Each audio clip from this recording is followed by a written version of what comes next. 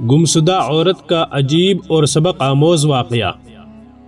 بر صغیر کے ایک گاؤں میں دو زمیندار گھرانوں کی شادی آپس میں بڑی دھوم دھام سے ہوئی، لیکن بدقسمتی سے ایک مہینے بعد ہی دلہن لاپتہ ہو گئی، جو کہ دلہے کے لیے شرمندگی کا باعث بنی۔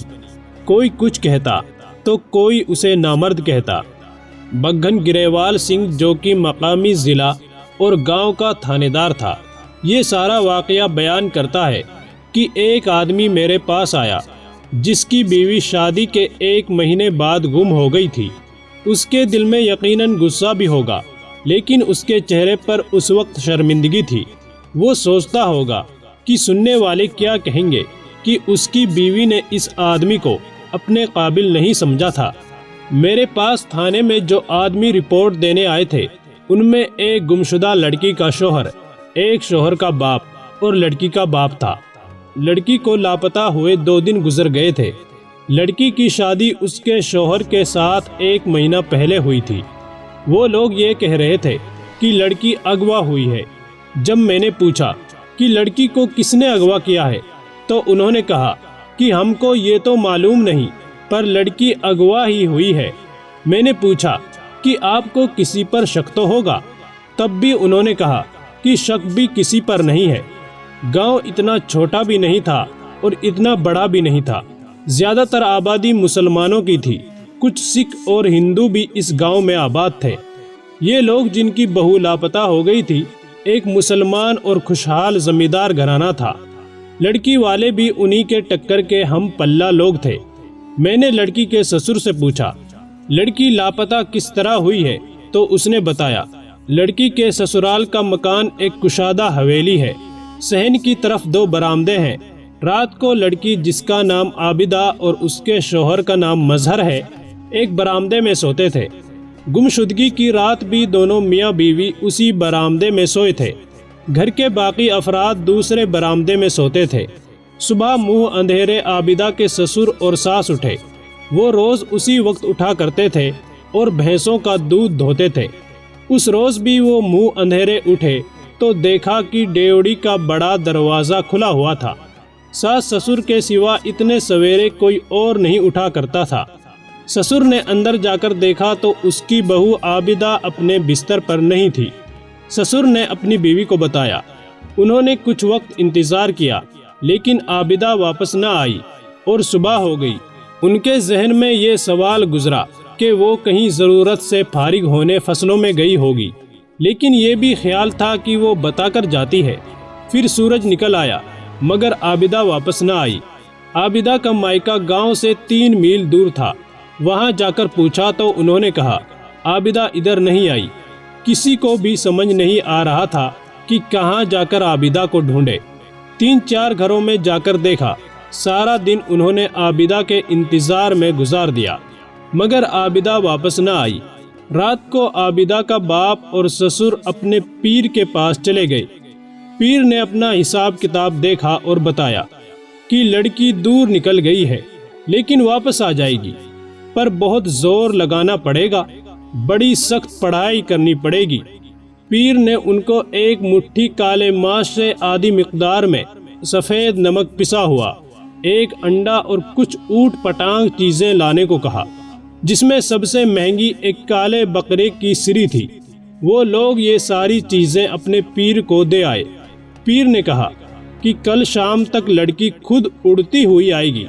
عابدہ کے باپ اور سسر نے پیر کو ڈبل نذرانہ پیش کیا اور اپنے پیر سے یہ بھی کہا کہ لڑکی اگر کل شام سے پہلے واپس آ جائے تو وہ پیر کی جھولی پیسوں سے بھر دیں گے۔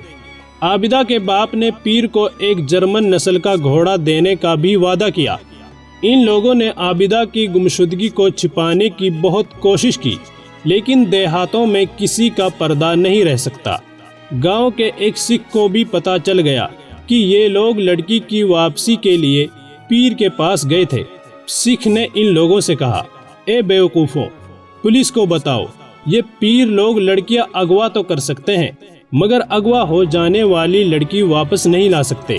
سکھ نے ان کے عقل کے دروازے کھولے تو یہ لوگ میرے پاس تھانے آ گئے۔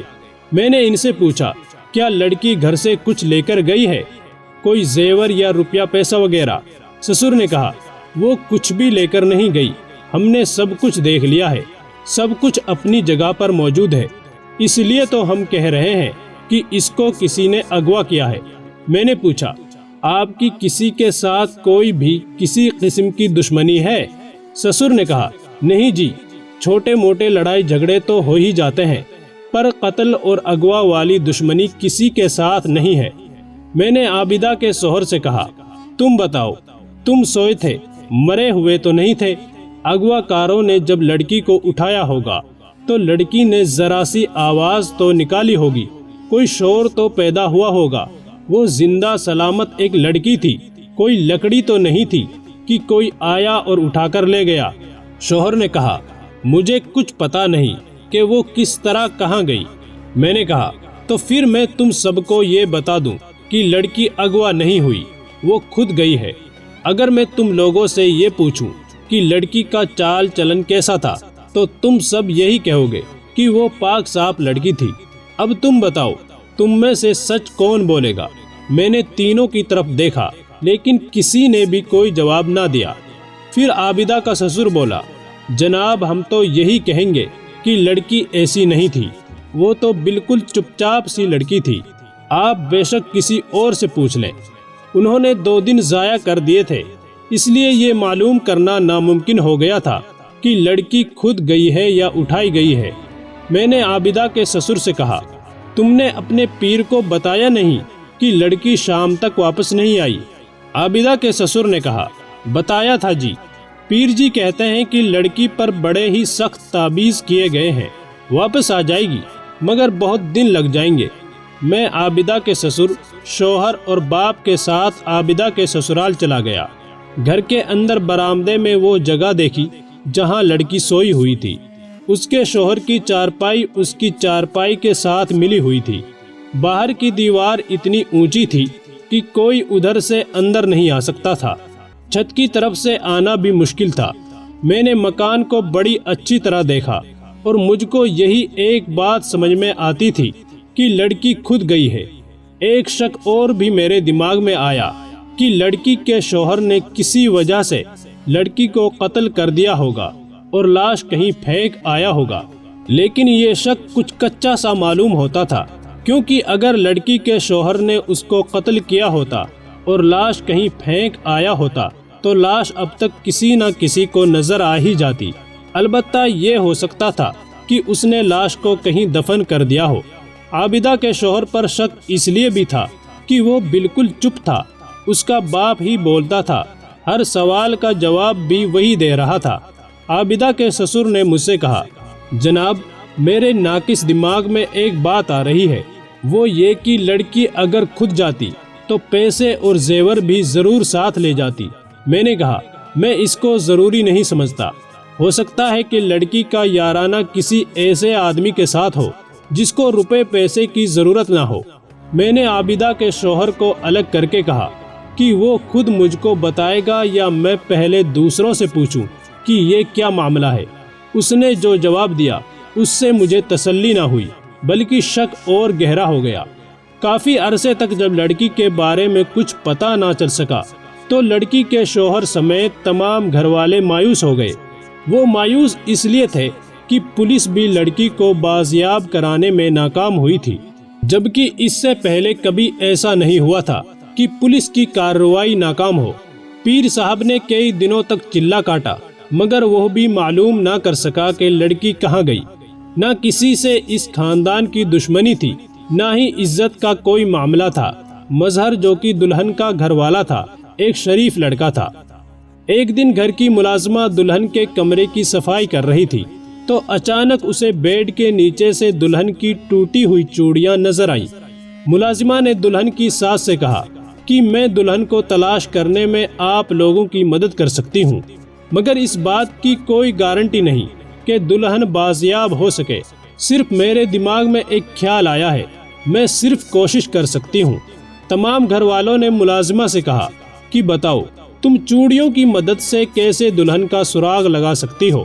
ملازمہ نے ٹوٹی ہوئی چوڑیوں کو ایک برتن میں ڈالا اور پھر اس برتن کو آگ پر گرم کیا۔ سب گھر والے ملازمہ کو بڑے غور سے دیکھ رہے تھے۔ پانی گرم کرنے کے بعد ملازمہ نے دیکھا کہ چوڑیاں برتن کی تہ میں رہ گئی، جبکہ نیلا رنگ پانی پر تیرنے لگا۔ ملازمہ نے کہا کہ چوڑیاں سرخ رنگ کی ہیں، جبکہ پانی پر نیلا رنگ تیر رہا ہے۔ اس سے ثابت ہوا ہے کہ لڑکی اپنی مرضی سے گھر سے فرار نہیں ہوئی، بلکہ کوئی زبردستی لڑکی کو یہاں سے لے گیا ہے۔ اس حالت میں زبردستی لے گیا کہ اس کے ہاتھوں پر نیلا رنگ موجود تھا۔ اس نے لڑکی کو کلائی سے پکڑا، جس کی وجہ سے لڑکی کی چوڑیاں ٹوٹ گئی۔ مظہر کے دماغ میں خیال آیا کہ فلاں رنگ ساز جو گاؤں کی مسجد کی رنگ سازی کر رہا تھا، وہ بھی کافی عرصے سے غائب ہے۔ ہو سکتا ہے اس کا میری بیوی کے اغوا سے کوئی تعلق ہو۔ وہ دوبارہ پولیس اسٹیشن گیا اور اس رنگ ساز کے خلاف رپورٹ درج کرائی۔ پولیس نے اس رنگ ساز کے گھر چھاپا مارا تو وہ بھی گھر سے کافی عرصے سے غائب تھا۔ اب پولیس کا شک یقین میں بدل چکا تھا، کیونکہ جس دن سے مظہر کی دلہن غائب تھی، اسی دن سے ہی یہ رنگ ساز بھی غائب تھا۔ اس رنگ ساز کے شاگرد نے بتایا کہ استاد کا دوسرا گھر بھٹنڈا میں ہے۔ اس جگہ پر پولیس نے اچانک چھاپا مارا اور رنگ ساز کو پکڑ لیا گیا۔ جسمانی ریمانڈ کی گئی تو اس نے لڑکی کا ٹھکانہ بتایا جہاں اس نے مظہر کی بیوی کو چھپا رکھا تھا۔ بھوکی پیاسی لڑکی کال کوٹری میں زندگی کی آخری سانسیں لے رہی تھی، اور اگر مزید کچھ گھنٹے یا دن دیری ہو جاتی تو جان سے چلی جاتی۔ رنگ ساز سے پوچھا گیا کہ تم نے مظہر کی بیوی کو اغوا کیوں کیا، جس پر اس نے بتایا کہ میں نے مظہر کی حویلی میں رنگ سازی کی تھی۔ 1 مہینے تک کام جاری رہا، مگر اس نے مجھے آدھی اجرت اور مزدوری دی تھی۔ باقی پیسے مانگے تو مجھے دھکے دے کر گھر سے نکالا تھا۔ اس نے جو مجھے باتیں سنائی وہ الگ، اور حق پر ہوتے ہوئے محنت مزدوری کے پیسے مانگنے کی وجہ سے سارے گاؤں کے سامنے میں شرمندہ ہو گیا تھا۔ اس دن سے میں نے سوچ لیا تھا کہ میں مظہر کی خوشیوں میں رکاوٹ بنوں گا۔ کچھ سمجھ نہ آیا تو اس کی بیوی کو اغوا کر کے لے گیا۔ رنگ ساز کو پولیس پکڑ کر لے گئی، جبکہ مظہر نے باقی کی رقم رنگ ساز کے باپ کو ادا کی۔ رنگ ساز کو بھی اپنی غلطی کا احساس ہوا، لیکن مظہر یہ نہیں جانتا تھا کہ رنگ ساز اس حد تک قدم بڑھائے گا۔ کچھ عرصہ بعد مظہر نے رنگ ساز کو جیل سے رہا کروایا اور آئندہ لین دین کے معاملے میں کسی سے زیادتی نہ کی۔ دوستو، بندوں کو آپس کا لین دین ہمیشہ خوش اسلوبی سے ادا کر دینا چاہیے، کیونکہ اللہ تعالیٰ بھی بندوں کے حقوق میں کسی پر رعایت نہیں کرتا۔ اس لیے بندوں کے حقوق کی دنیا اور آخرت دونوں میں پوچھ گچھ ہوگی۔ ویڈیو پسند آئی ہو تو لائک ضرور کریں، اور مزید ایسی ہی ویڈیوز دیکھنے کے لیے چینل کو سبسکرائب کرنا نہ بھولیں۔ شکریہ۔